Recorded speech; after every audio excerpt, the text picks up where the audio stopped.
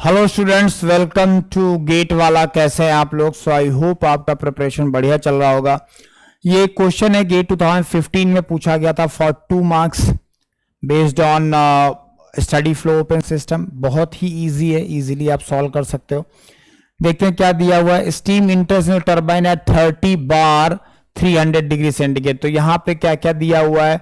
U1 का value basically दिया हुआ है, H1 का वैल्यू बेसिकली दिया हुआ है।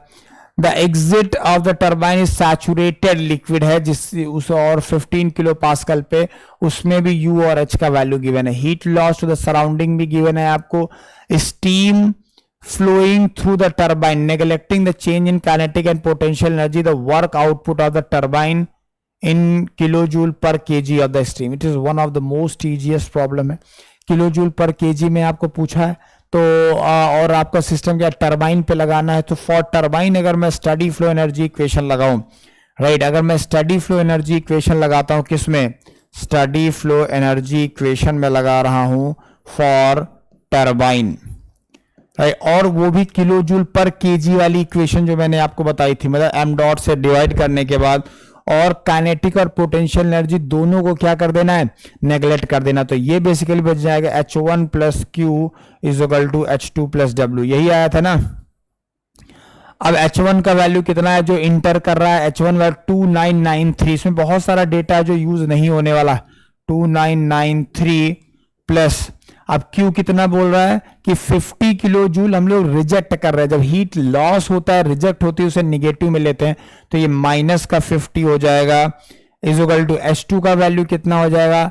H2 का वैल्यू आपका दिया हुआ है लाइक 226 प्लस W। अब ये W जो आएगा किलो जूल पर केजी में ही आएगा। तो बस इसको आपको सॉल्व कर लेना है, आपका डायरेक्ट आंसर आ जाएगा। इसको आपको सॉल्व करना है तो 2993 माइनस 50 माइनस 226, तो ये आ जाएगा 2717 किलो जूल पर केजी। तो ये बेसिकली आपका आंसर हो जाएगा। बहुत ही इजी प्रॉब्लम है। और ये पता है लॉजिकली भी आप देखो यार, अब इसको एंथैल्पी को आप फॉर टाइम बीइंग एनर्जी मान लो, तो क्या हो रहा है? इतना एनर्जी इंटर कर रहा है, राइट, और ये एनर्जी तो सराउंडिंग में चला गया, तो इसको आपको माइनस करना पड़ेगा।